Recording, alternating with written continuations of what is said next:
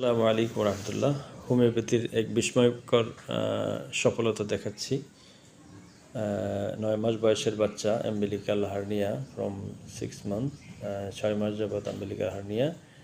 3/3/2026 তারিখে আমার কাছে এসেছিলেন রোগী বাচ্চাকে নিয়ে।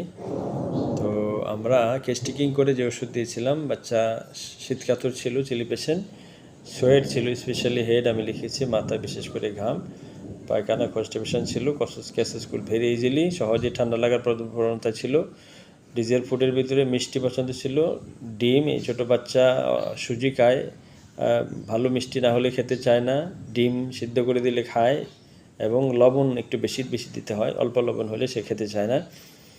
এই লক্ষণ আর মাইল্ড টেম্পারামেন্ট, রাগ কম, বাচ্চার শুয়ে রাখলে শুয়ে থাকে, আর ফেয়ার অফ ডার্ক, অন্ধকারে তার বেশ একটা ভয়, বাতি জ্বালায় রাখতে হয় তার, না হলে সে কান্নাকাটি করে।